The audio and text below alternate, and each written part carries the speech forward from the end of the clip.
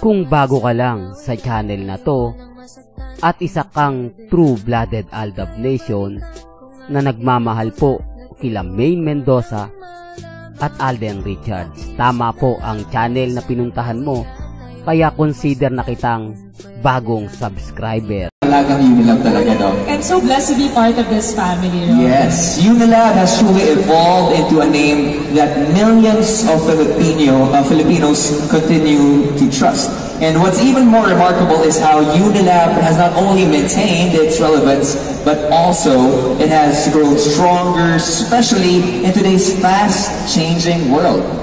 Ang Unilab, Robby, hindi lamang yan nananatili bilang healthcare provider dahil naging simbolo na rin po ito ng pag-asa at suporta sa mga pamilya at sa iba't ibang komunidad sa buong bansa. Whether it's through healthcare innovations, yung community outreach programs natin, or empowered employees, Unilab continues to positively impact lives every single day. Alam mo, I agree, and that's what makes today so special, Robby. Because it's not just about recognizing or celebrating the past, it's about really recognizing and acknowledging where Unilab is today. Kaya ang sarap pakita itong logo na to eh. Yung Ripples of Change that has started 80 years ago, and they are still making waves right here, right now, today. Touching people's lives and putting smiles on their faces. Correct. Alam mo, kahit tayo napapangiti dyan. Totoo. Lahat napapangiti talaga sa impact ng Unilab sa mga tao. And speaking of ngiti, nasa usapan na rin tayo ng ngiti. To perform an OPM classic which never fails na kumurot ng ating damdamin, please welcome one of the most in-demand teen female actresses and performers today, Bel Mariano.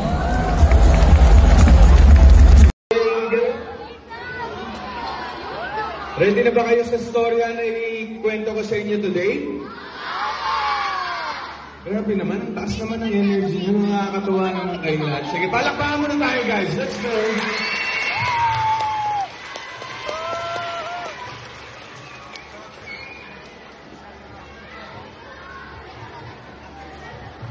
Yan!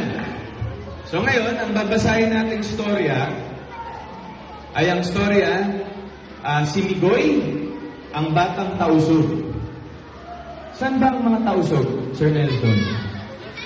Mindanao, mahusay, mahusay. Very good, very good. Bigyan ng gold star yan. Okay. Si Migoy, ang batang tausog. Tama, Mindanao. Welcome back, mga kaaldab. Ito na naman po ang inyong lingkod, si Mr. Destiny. But puputulin ko lang po dito sa video na to na napanood na pa. Kumbaga, hindi natin natapos. Yan po yung unang video kay Mengay na kung saan pag-uusapan po natin. At ang pinaka-latest na storytelling nga po ni Alden Richards na pinag-uusapan po kahit sa 24 oras.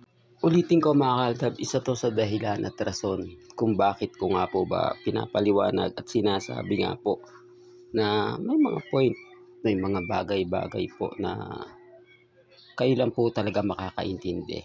Di po ba? Unahin po natin kay Mengay. Pansin niyo po ba na kapag umaalis si May, pumupunta sa mga event, bibihira po. O talagang sabihin na natin na literal. Hindi niya po kasama lagi si Congressman Arjo. Never po itong nag-support para puntahan siya, para mag-effort, di po ba? O ihatid man lang siya. Di po ba yung nakikita ng publiko? Yung nakikita ng mga netizen? Hindi, wala eh. Hindi nyo nga alam mga kaaldab kung kailan, saan. Di po ba halos wala mo talagang komunikasyon? O masasabi natin literal na walang komunikasyon sina Congressman Arjo at si May. Dahil si Mengay ginagamit lang po pagkahalalan. Kaya nga po yung iba nagtatanong sa atin na totoo naman yung sinasabi ni Mr. Destiny. Totoo naman yung mga pinapaliwanag niya. Hindi lang talaga gusto ng mga netizen yung nagbibigay ng balita. Di po ba? Kasi kung full support po si Congressman Arjo, malaking ano yun eh. Di po ba? Malaking ibig ko achievement na makukuha. Di po ba? Malaking sinasabi ko lang po ito mga kaaldab para lang po malinaw. Binibigyan ko lang po kayo ng halimbawa, di po ba, na magaganap at mangyayari. Sabi ko nga po sa inyo, relax lang, di po ba, maging kalmado at kampante lang. Sabi ko nga po sa inyo, ako, kumbaga hindi tayo basta-basta nagpapa-apekto sa mga bagay na yan, lalo na po sa dami ng basher ni Mr. Destiny na sinisira lang po daw natin ang relasyon nila Congressman Arjo at ni Mengay. Wala naman pong common sense na lang po yung mga pinapaliwanag ko, yung mga sinasabi ko, at naiintindihan naman po ng iba. Sa mga baguhan pa lang po na 2025 na pumapasok 2024, marami akong mga video mga kaaldab na po pwede nyong balikan para lang masabi o masagot ko yung mga katanungan ninyo. Etong halimbawa lang po, tapos na ang termino ni Congressman Arjo. Ang ibig sabihin ng tapos na, 3 years po yun. Sa 3 years na yan, nakita nyo po bang pumunta sa zona si Maine? Hindi. Nakita nyo po bang yung inauguration ng unang pagluklok ni Congressman Arjo sa City Hall o sa Kongreso? Wala. Lahat po yan mga kaaldab, hindi po dinaluhan ni Maine Polkerson, na sinasabi nga po na kung totoong husband and wife nga po ito, hindi po ba dapat lagi nasa full support? Hindi po ba dapat laging nasa likod po ni Congressman Arjo si Maine? Pansin nyo kay Maha at kay Rambo. Wala pong post si Rambo na hindi niya kasama si Maha. Wala pong update si Maha na hindi niya kasama si... Hindi po ba? Hindi, real talk to ha. Sa isang dating pinost video ni Rambo, pinuntahan niya pa mismo si Maha na kung saan nga po doon nagtatrabaho. Hindi po ba? Sa tingin niyo po ba, pinupuntahan nga po ba ni Congressman Arjo? Hatid sundo nga po ba ni Congressman Arjo si Maine? Bahala na po kayo mag-isip niyan. Bahala na po kayo magkomento niyan. Kasi kumbaga pag ako laging bitter lang, di po ba? Sasabihin nila hindi totoo yan, fake news yan. Lahat ng mga sinabi ni Mr. Destiny, walang katotohanan yan.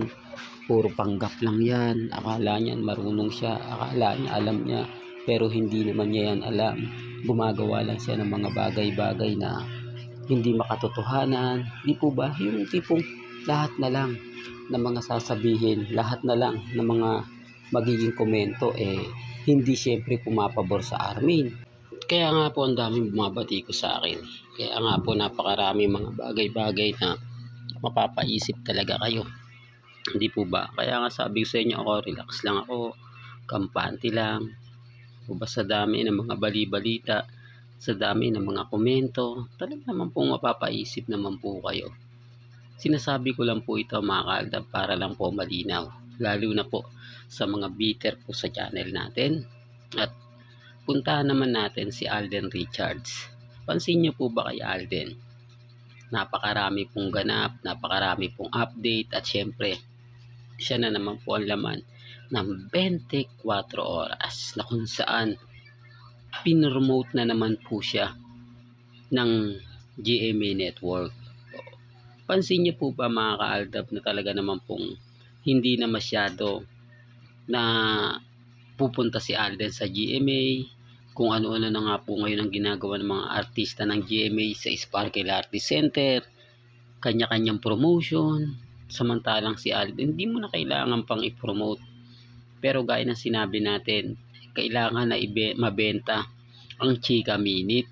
Kasi kung titignan nyo, bakit nga po ba si Alden lagi binibida nila? Bakit si Alden lagi ang laman ng pahayagan? Dapat ang pinopromote nga po ng Chika Minute yung mga artista nila, yung mga bagong teleserye na gagawin nila. Hindi kasi mabenta sa Chika Minute. Kailangan may paandar. Kailangan tutukan ang 24 oras dahil maganda nga po ang balita. Yun naman po talaga yung pinakamaganda ron yung balita na makukuha mo o benepisyo na aantayin ng mga viewers dahil nga po kanino? Dahil nga po kay Richard Polkerson. Bagamat maraming kwento, okay lang po yan. Sabi ko nga po sa inyo, hindi ako basta-basta nagpapa-apekto. Hindi ako basta-basta nagpapatalo, lalo na nga po kapag ang pinag-uusapan natin sina Alden Richards at si Maine Fulkerson.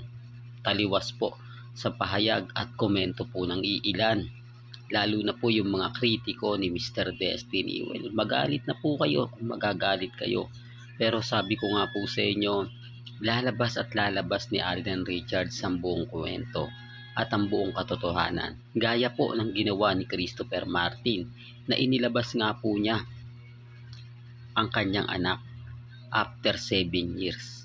Di po ba? Antayin nyo, real talk to. Diyan nyo dito po malalaman nyo yung buong kwento. Kapag dumating yan, talagang magpapakilala na nga po si Mr. Destiny. Real talk sa mga basher ko, sa mga inis na inis sa akin, sa mga galit na galit sa akin, makikilala nyo rin po ang pagkatao ni Mr. Destiny pag dumating yung araw na kung saan eto na nga po yung tamang panahon. Well, hanggang dito na lang po ang ating latest updates. Kaya kung gusto nyo pa po ng pinaka-latest at sariwang update, abay tumutok lang po kayo dito po sa channel ni Mr. Destiny para updated po kayo sa mga bago at sa mga latest na i-upload po natin maya-maya lang. Hanggang sa muli, salamat po sa panonood at pakikinig.